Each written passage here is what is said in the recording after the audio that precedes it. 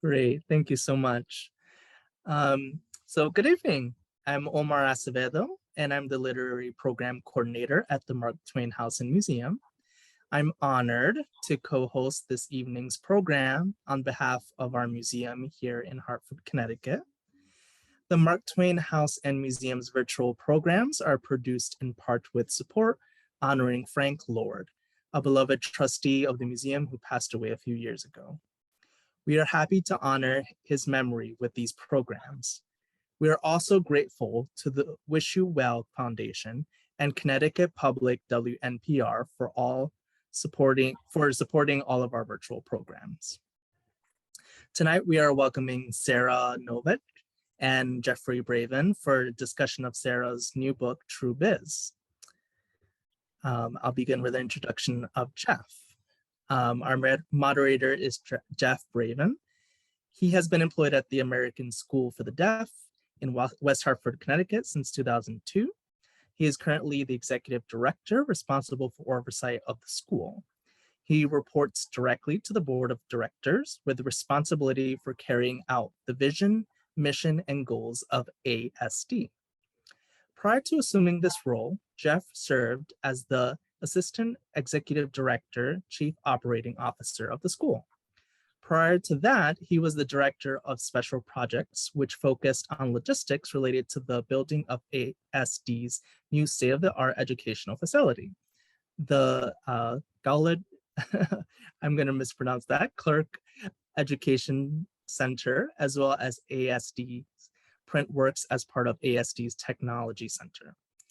This role also included supervising information technology services, security, sign language, and interpreting services, as well as the Isola Bella Summer Camp. Jeff also assisted in fund development, special events, and public relations strategies, including managing alumni relations. He earned his BA degree in government from Gallaudet University, MS degree in deaf education from McDaniel College, formerly known as Western Maryland College, and MS degree in school administration and supervision from Queens College. He is currently studying for his Ed.D. in education leadership at the University of Connecticut. Jeff also currently serves on the advisory board for the state of Connecticut Department of Aging and Disability Services, the Board of Conference of Educational Administrators of Schools and Programs for the Deaf, CEASD, and the Connecticut Council and Organization Serving the Deaf. He was formerly on the board of directors for the National Theater of the Deaf and American Society of Deaf Children. That was quite a mouthful. So I will now turn it over to Jeff to tell you more about the American School for the Deaf and to introduce Sara.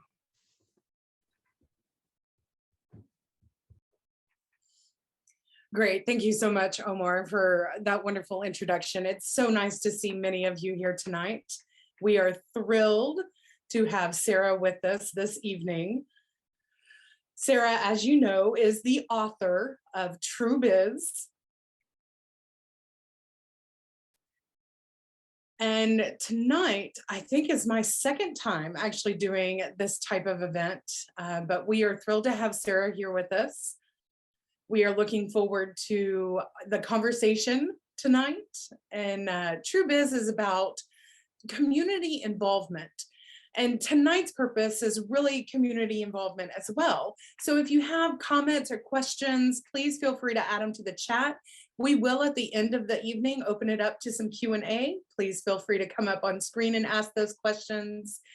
But we have about an hour to just have a conversation with Sara about her book, True Biz, about her life, her journey, her experiences. Now, Sara, if you want to briefly introduce yourself, maybe give us a little bit of your background. Before people joined, we had an opportunity to see your cute son. So if you want to tell us a little more about him. Sure, and thank you so much for having me this evening. So Jeff and Omar, thank you so much for putting this event together. So, as mentioned, my name is Sarah. This is my sign name, and I live in Philadelphia. I was born hearing and had hearing loss around middle school age. So, I grew up in the mainstream school setting, and really, I didn't know a lot of deaf people. Um, Finally, when I became a teenager, I started meeting some other deaf individuals and learning some sign language. And really, all of that just was a huge global paradigm for me. It was such a mind shift. I think I understood myself as broken. I was not a hearing person like other hearing people I knew. And so I just had that broken identity.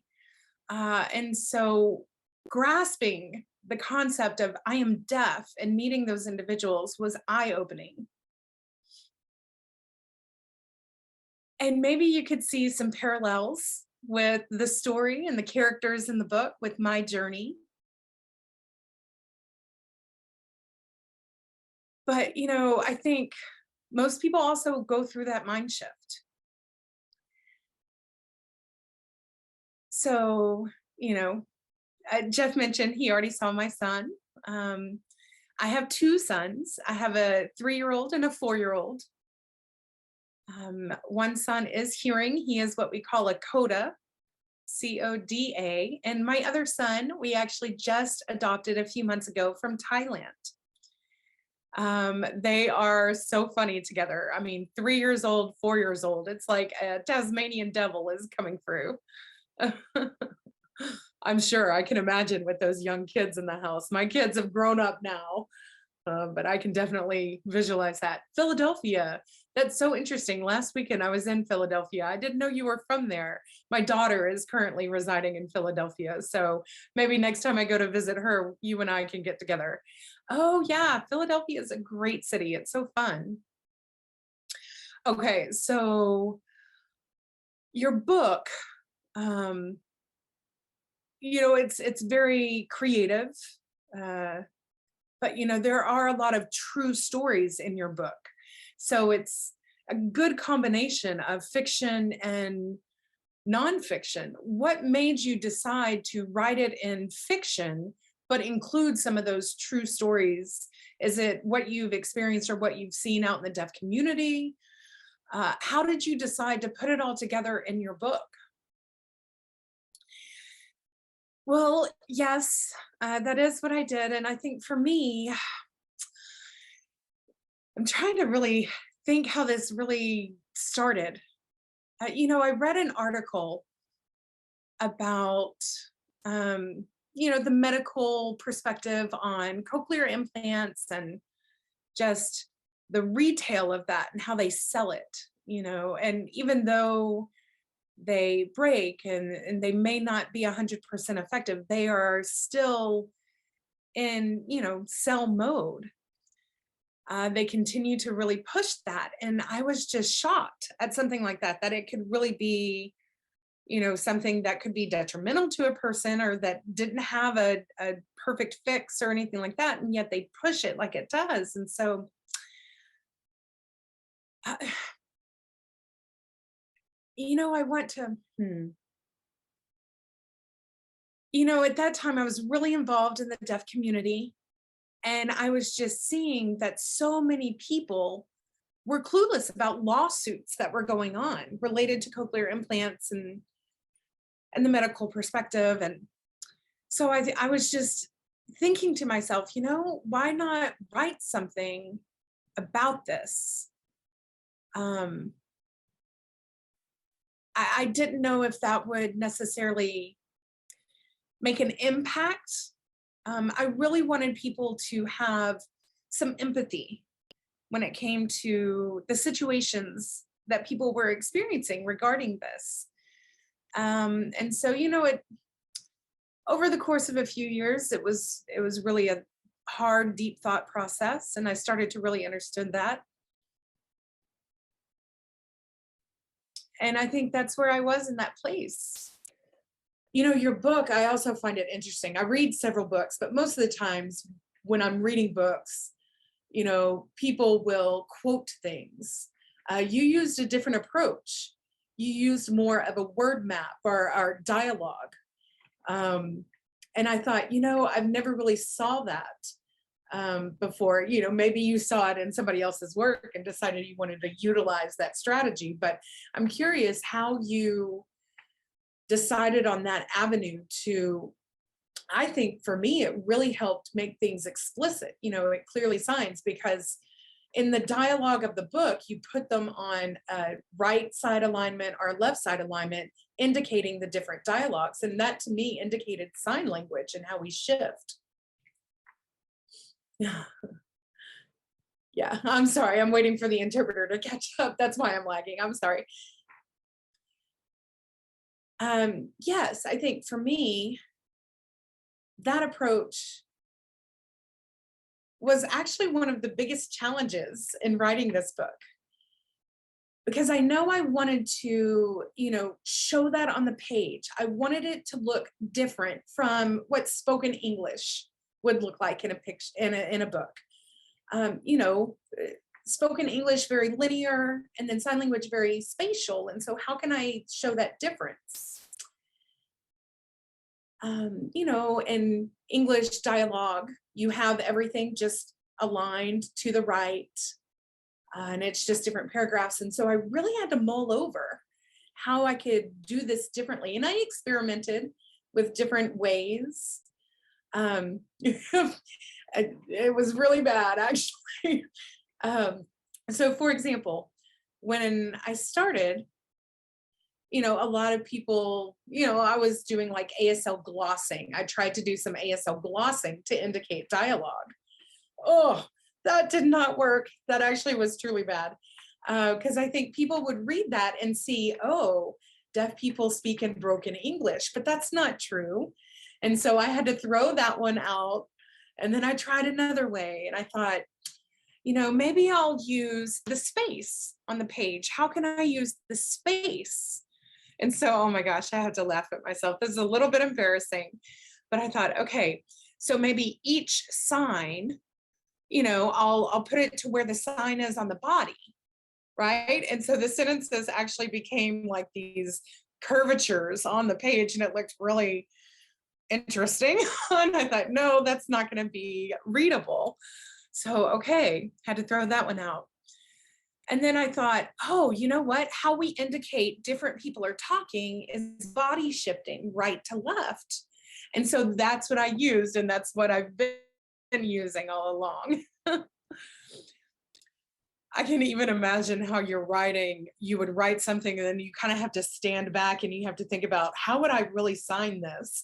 Because, signing versus writing, such a difference there.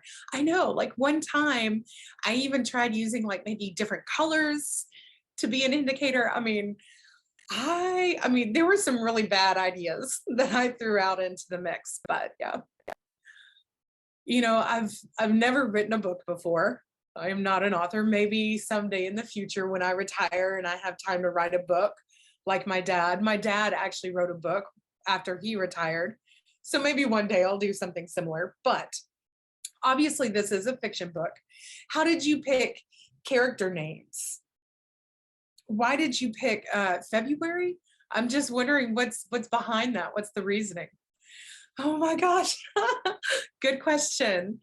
In terms of how it happened, I don't really know, but that character specifically, when I was a kid, I think probably in elementary school, there was this girl that I never really met, but I would see her name, on the wall or on a board at school, and her name was January. And so I always thought, what an interesting name. And I guess it was just stuck in the back of my mind ever since elementary. So I think that's where it came from. Okay. All right. Well, there are some other two characters. There's Austin and Charlie, right? Yeah. Any particular reasons behind those names? Do you know someone with that name that exhibited similar characteristics, or is it just something that you randomly kind of thought up and put in a character name of the book? No, I really don't know anyone with those names. But for the Charlie character, I wanted a name that, it's not a big part of the book anymore, but I think in the past, I think it was more important for her name to be a little ambiguous in terms of a gender identity. I mean, that need that I started with has kind of, eliminated, but I think that's the reason I started with that name for that character.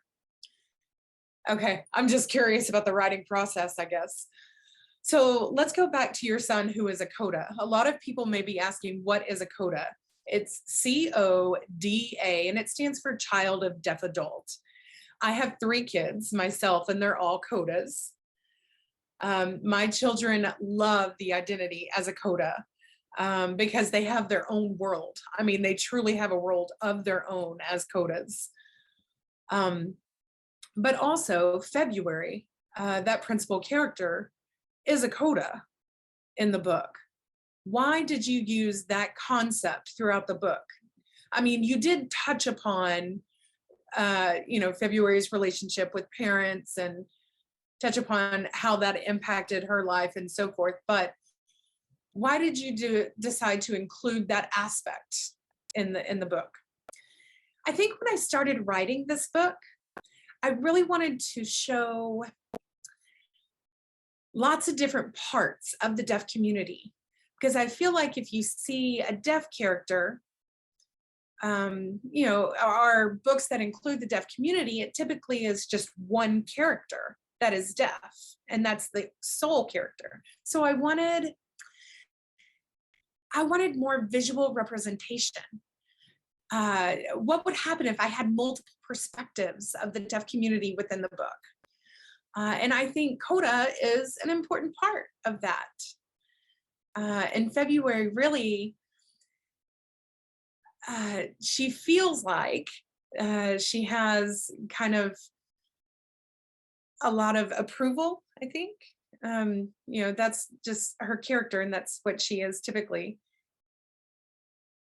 So I thought it would just be interesting to have her kind of, in the two worlds, riding the fence between them, um, you know, addicted to work and really striving to prove herself.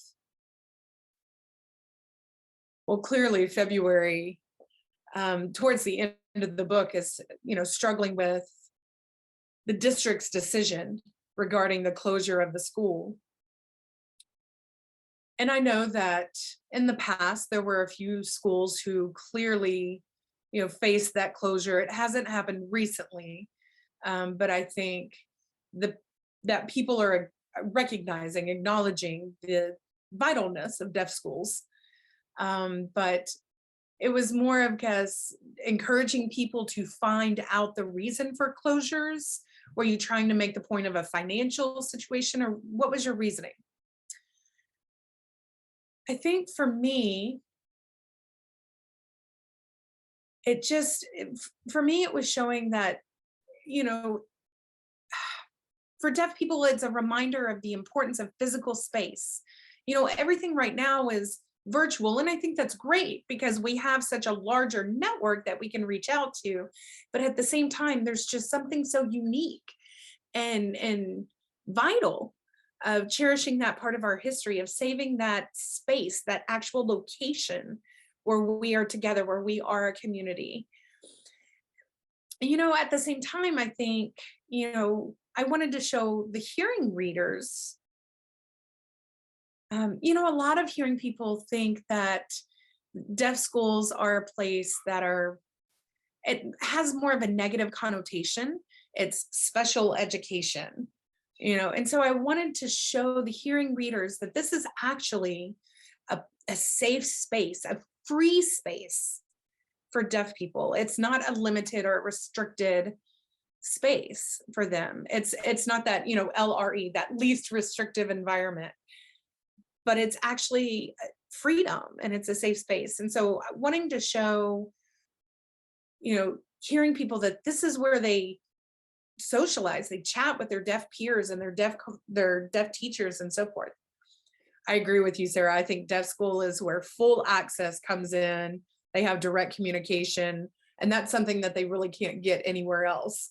And so deaf schools for some children are actually the least restrictive environment, more than public schools, but how the law is written makes it hard to delineate, that perspective. So we do have some questions from the audience. And for those who are participating, if you have a question, please feel free to add it to the chat. I will be monitoring those questions and I will pick a few to ask Sara. So the first question from an audience is, this book that you wrote, True Biz, is different from your other book, Girl at War. And I, as Jeff, have to admit, I haven't read Girl at War yet. That may be my next book to read. But they were so different in your styles. So I'm curious what your next book is going to be. And so it's funny because, the book Girl at War is about a girl who is 10 years old, growing up in a war zone in ex-Yugoslavia. So when I finished that book and everything was kind of said and done and I was ready to write True Biz, I was thinking, oh yes, I'm ready to kind of roll up my sleeves and get to writing something really different. And when I started writing,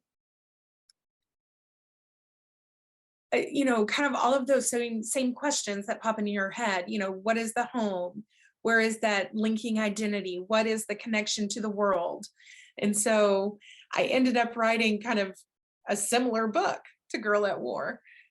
So it's funny in that way. But you're right. I think at the same time, I do like to challenge myself.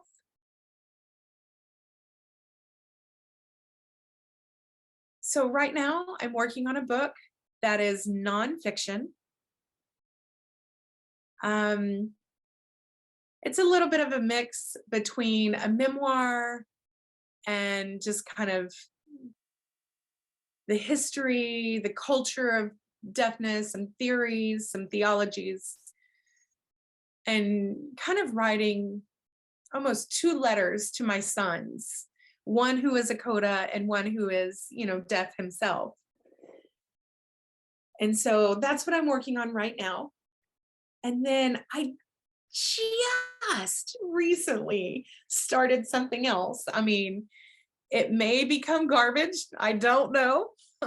I can't guarantee anything, but I did just start a little bit as something that it may be.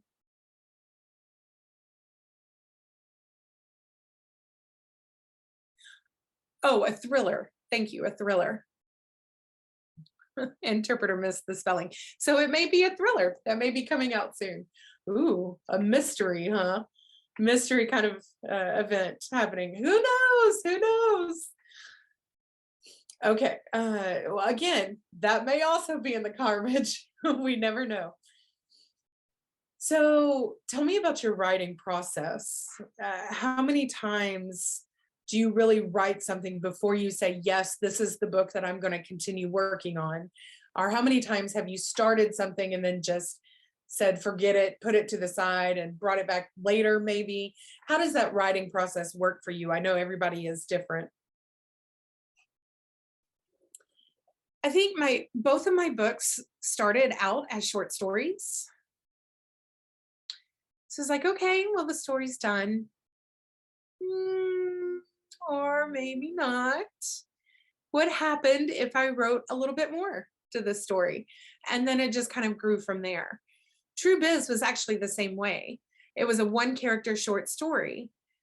And I thought, well, what happened if I put these two characters together? Because I wrote two short stories with different characters.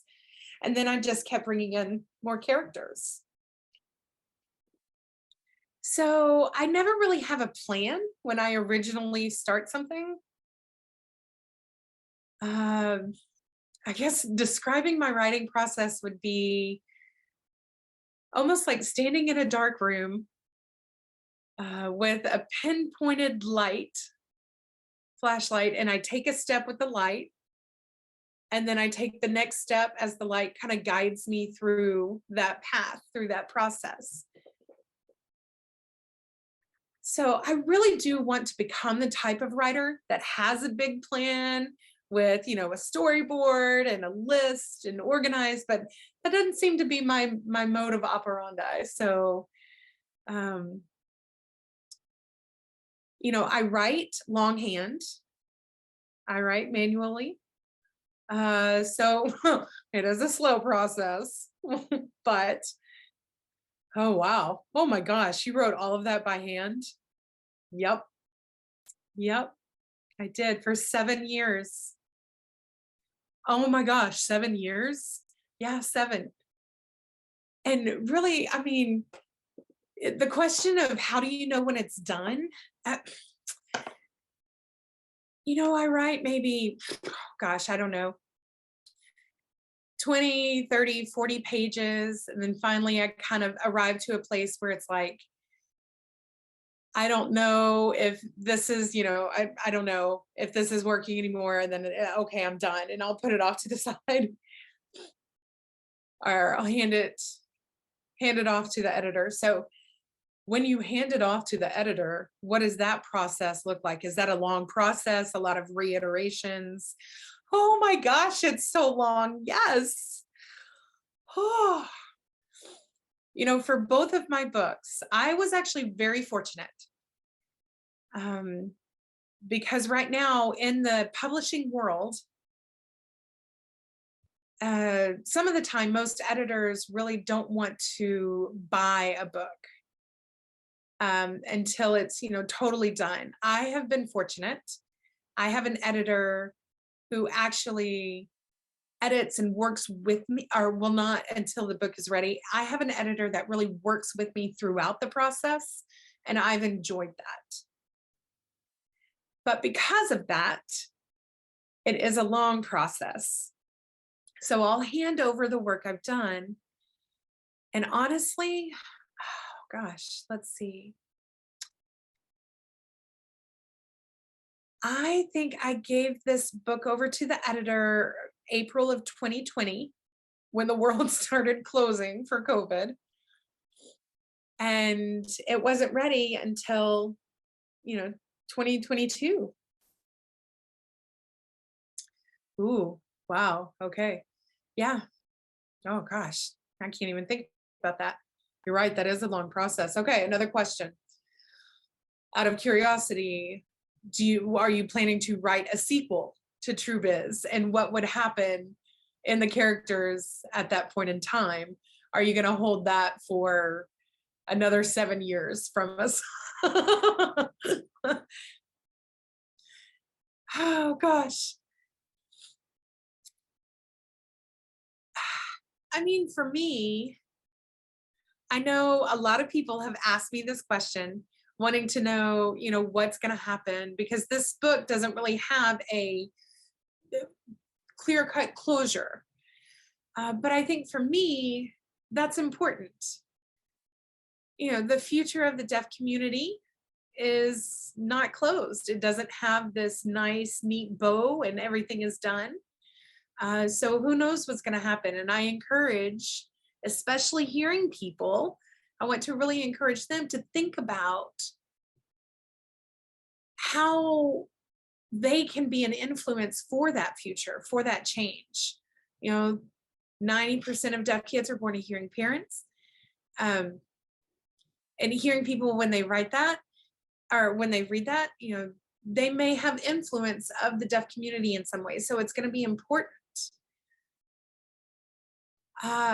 It was important for me to leave them with that sense of just that uncomfortableness a little bit. But at the same time, I will say there may be a possibility of, let's see if there's going to be a TV show. And if that happens, that would be so fun to see the expansion of the characters and of the story. But we'll see kind of what happens in the future. So I know there are several comments, and I was reading some reviews to see if people had different perspectives. And so I was kind of perusing through those. And a lot of them did kind of have that sense of, well, the book isn't finished, but now we understand the purpose behind that. And, that is true. We don't know what the future of deaf ed is going to look like. It is evolving fast with the incorporation of technology. But we still see a need for those students. So what will that future look like? That's a good point. It's not closed. Yeah, I think if people want a happy ending for these characters, they have to make it possible. They have to go and do it and create that happy ending.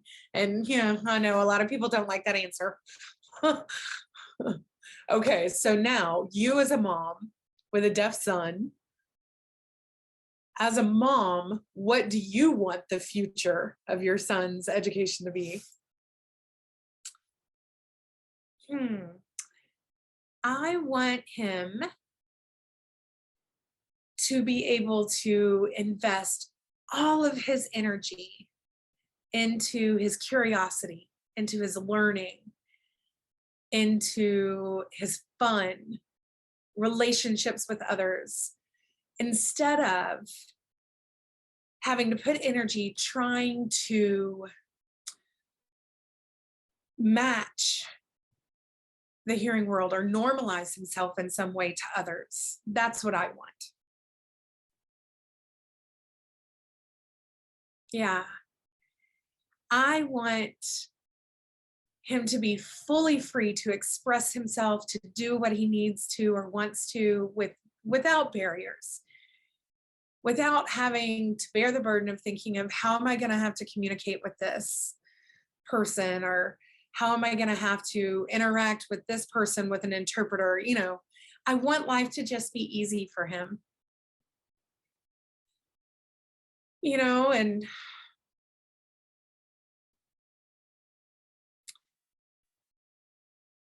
regardless of a hard beginning, I want him to feel that he can do whatever he wants and to thrive. So now that you have this adopted son and he has that language access and that language perspective, I think that's amazing. Right, exactly. I mean, he grew up, or he was born in a place where he did not have any access.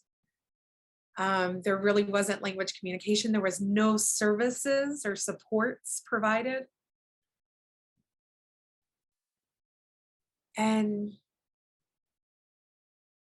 yeah, I just want him at a place where he can just be brave to be him.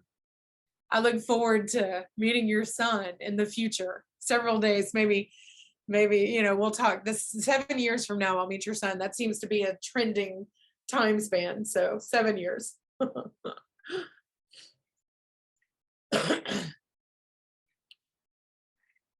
So another person actually has stated here, thank you so much for your insight incorporated into that book.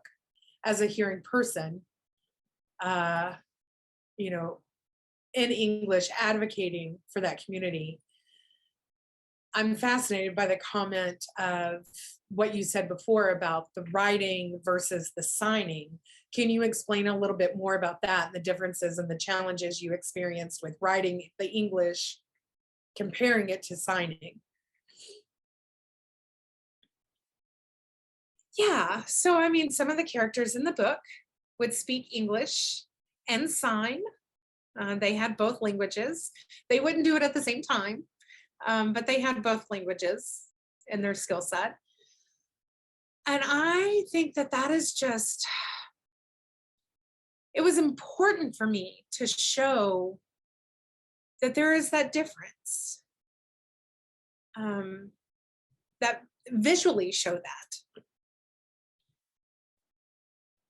And I think that the thing that I want to emphasize is that ASL is not broken English. For these characters, for these deaf characters, ASL is actually better than English. It is more clear.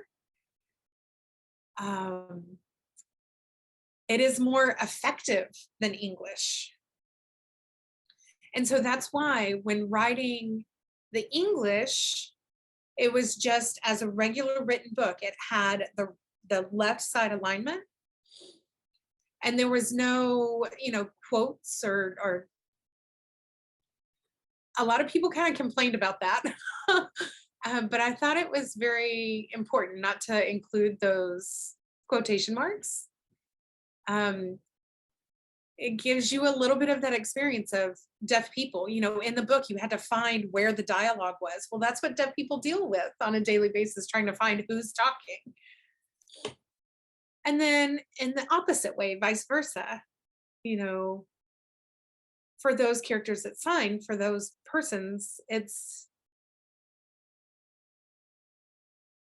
typically a lot of people have the perspective of you have these paragraph chunks, and that's how dialogue kind of worked in ASL. They were chunked. So yeah, I think honestly your strategy of chunking that really will influence how books are written in the future. A lot of people, oh, somebody said this, somebody said that. Sometimes you get confused on whose dialogue is whose after a while of reading some dialogue. And so having that chunking with different alignments really does clear that delineation. So I think that's a great way to write. Hopefully that'll influence more deaf writers, deaf authors in the future. They can think about different ways. Maybe they come up with a better method. Maybe this isn't the best method. I mean, who knows? But hopefully it'll influence them. Well, honestly, I have to tell you, I like it. I think it was very original and it was something different. When I read at first, it was like, why did she write it like this? But then you have, those good pieces of just, history, of sign language, of culture, perspectives. You had one section that talked about interpreters, and that really kind of brought to mind why you did it that way. And I started really understanding, and it made a connection for me. So it was nice. Okay, so let me see if I can. Oh, there's a long question here. Let me see if I can read that.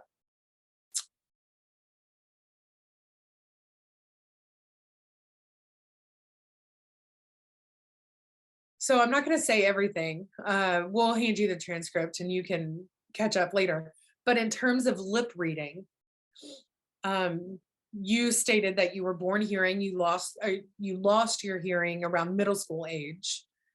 So when that happened and your hearing started to lessen, how did you deal with that? How did your parents deal with that? Did you go into more lip reading? Did you find that that worked for you? Was it more of a challenge? What did that journey look like for you? Hmm. So when my first hearing test came back as showing I had a hearing loss at school, um, they gave me that result. They gave it to my parents, and we set up doctor's appointments, whatever. Uh, and then they informed my parents, and my parents just kind of smiled and nodded and then threw it in the garbage. Um, my parents really didn't know all along. Uh,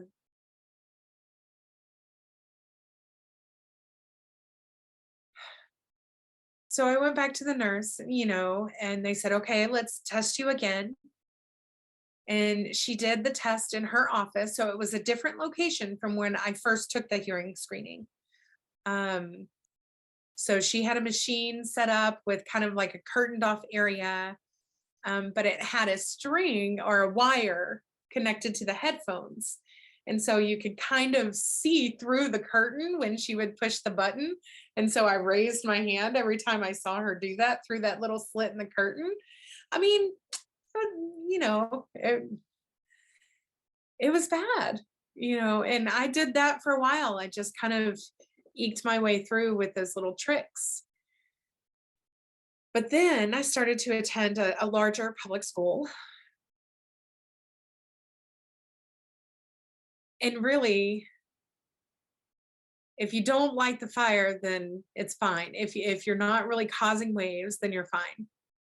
The teacher maybe wouldn't pay attention to you. And so I wouldn't do anything bad. I wouldn't light a fire. I wouldn't stand out so that I could just kind of pass. And that worked for me for a while. But it was such a waste of energy trying to communicate as well, trying to lip read, trying to hear what I could as much as I could. It was just draining. And so I started using an FM system. And basically, I graduated high school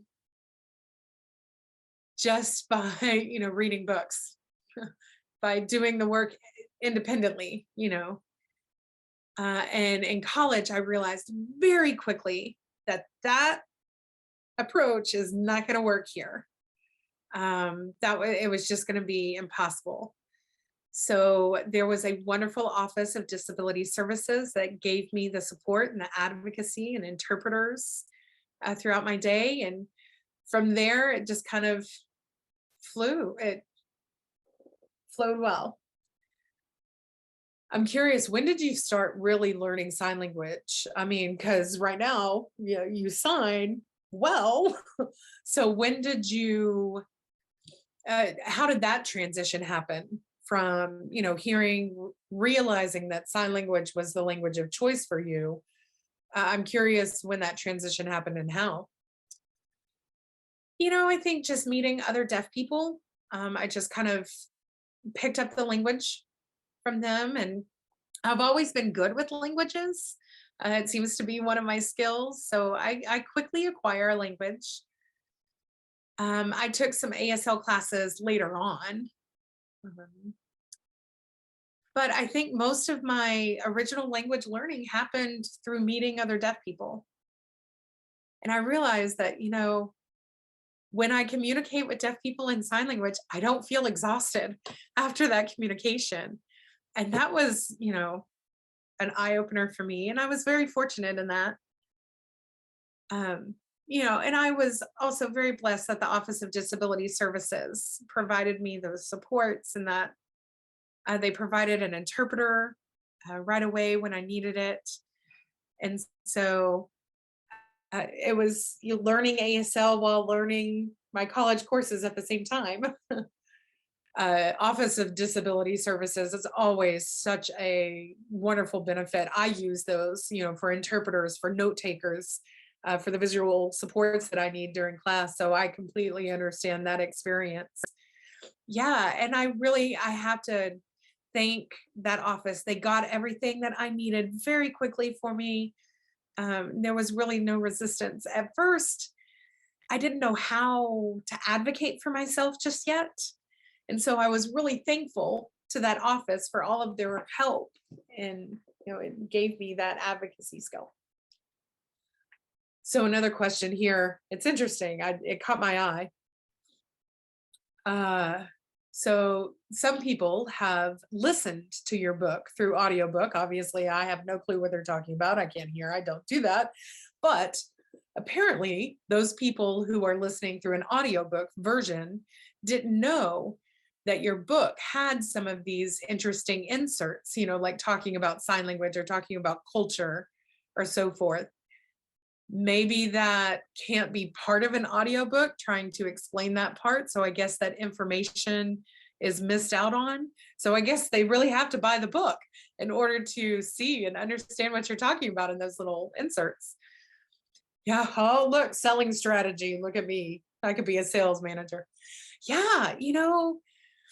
It was really, really tough to create the audiobook. I think it is tough. Before the book was published, I kind of woke up in the middle of one night and I thought, oh my God, how are we going to make this an audiobook? How? And so I got with my editor and I said, hey, how's this going to work? What are we going to do? For me, I was just thinking about how are they going to show the difference between ASL and English in a spoken English audiobook? So that was a challenge for me. I think that I reacted in an interesting way. Basically, the editor's idea, and this is completely, I give full credit to them, editor's idea was that when someone is speaking English in normal, phrasing, normal voicing, um, it's sort of the same thing when someone is, okay, hold on. So when speaking English directly, obviously in auditory language, in the audiobook, it's normal. And then when someone was using ASL in the book, on the audiobook, behind the original spoken English sound, there was sound of someone signing.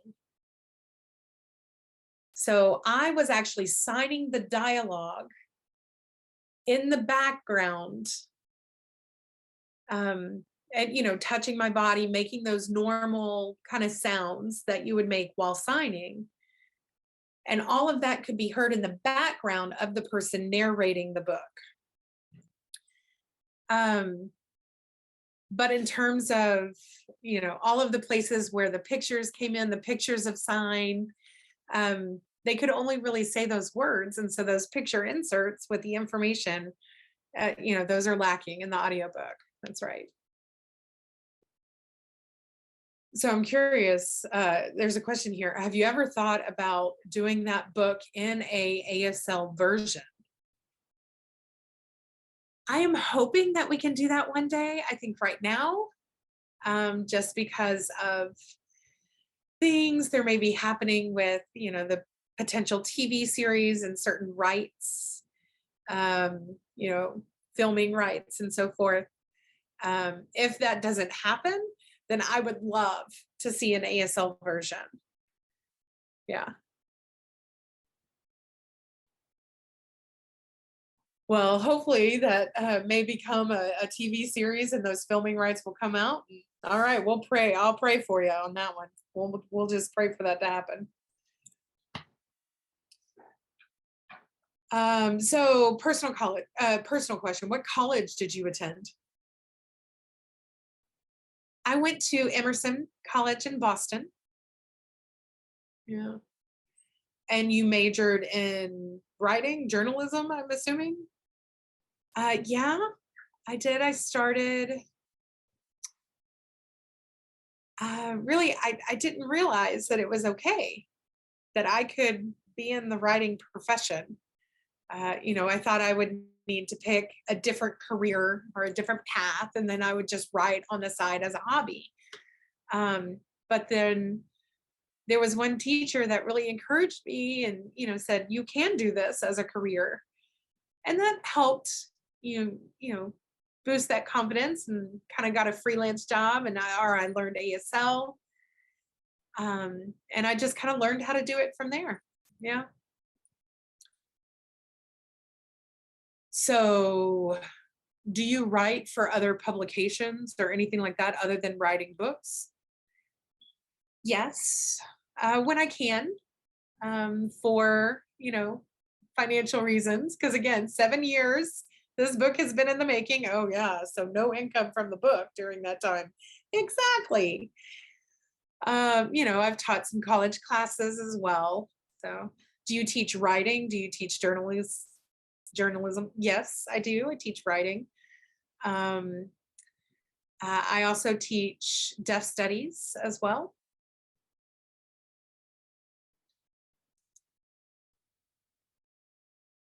So another question here is, as you were going through the mainstream system and going through your education, now you have a child of your own.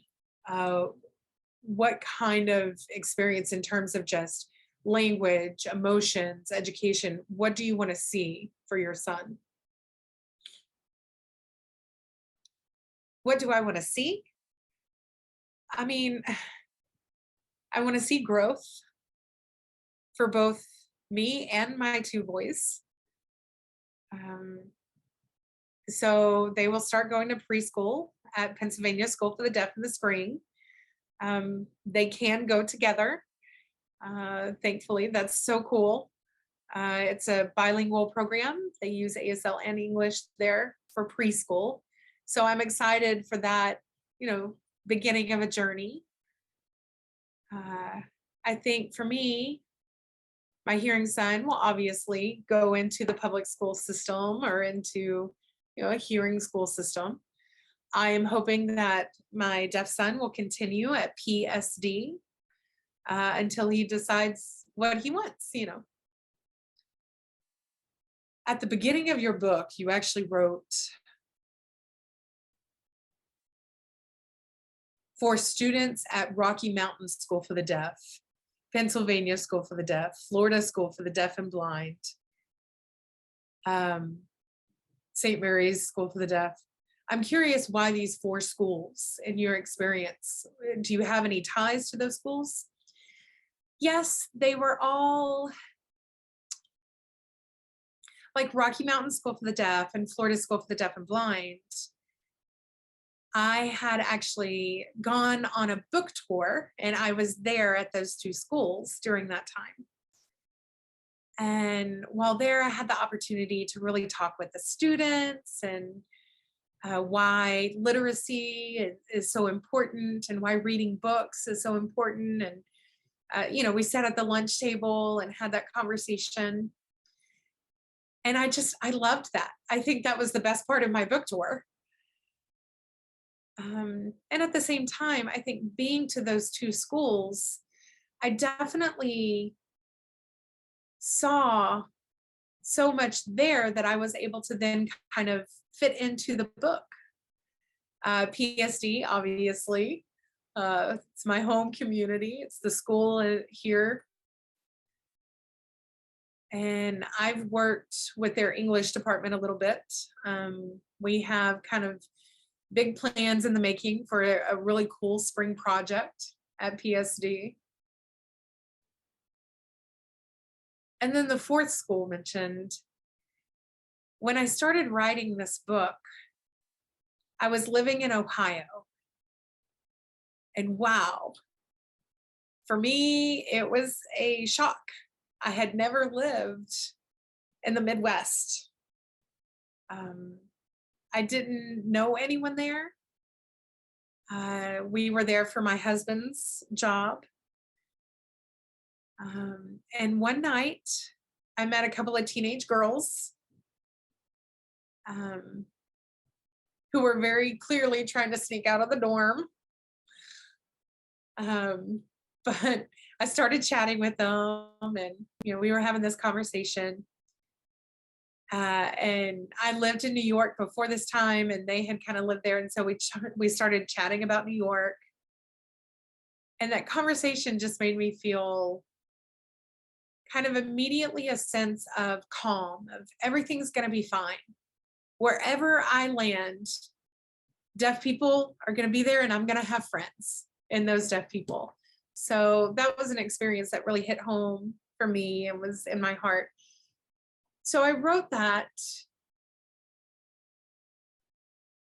because I was just, it was a great story of being curious of what happens in the dorm at night. And I thought about those 2 girls.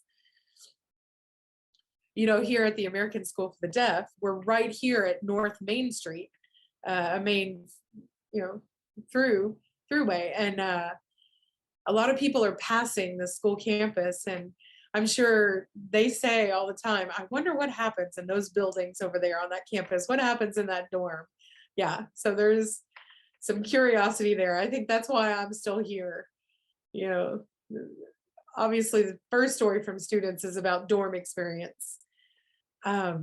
So when students graduate here from ASD, I ask them 3 questions before I allow them to graduate. I said, what are your plans after graduation? You have to tell me. And you can't say, I don't know. I'm just going to sit at home. Those 2 answers are not allowed. I need to be able to say a clear plan for their future. And then 1, they have to share 1 good memory that they had here while at ASD.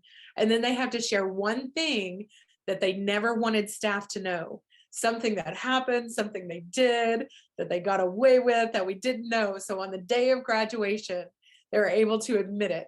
And I so enjoy listening to their stories. Are you shocked at some of them? Oh my gosh, some of them, yes. Yeah, they can be shocking. I think that's why probably one day I'm going to write a book, or maybe I'll just do an ASL version of the book. Maybe I'll do something like that. All right, well, time is coming to an end. So I do have two final questions for you. I selected kind of from the audience. What advice do you have for any future deaf authors out there? There are many deaf authors that could come that have that potential. They're not out there yet. So what would your advice be to those aspiring deaf authors?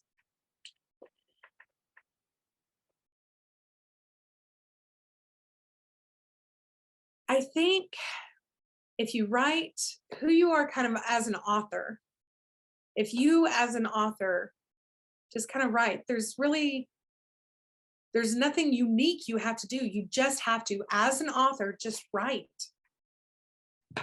and read. Read. But one thing I think is important for any aspiring deaf author, something specific to know.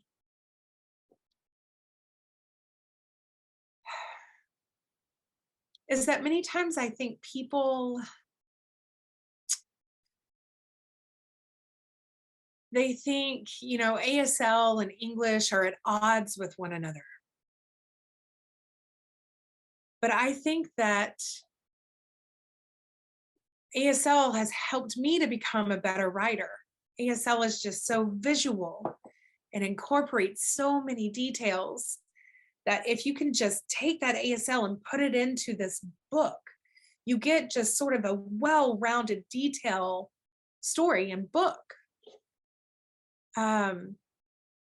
It's not, in ASL, it doesn't make it impossible to write a book. I think ASL is our superpower, honestly, just because there's so much information incorporated in it. So one last question. Just in general, is there anything else that in writing this book and having it published, is there something that you look back on and wish that you had included in the book? Oh, I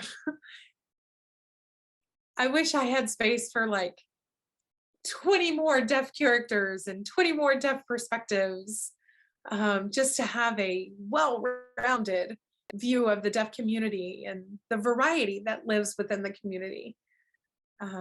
Other characters, other perspectives. But after I completed the book, after I completed about 100 pages about the character Elliot, I wrote about 100 pages for this particular character, Elliot. And then most of it actually got eliminated. I think there were only around 20 pages left out of the 100.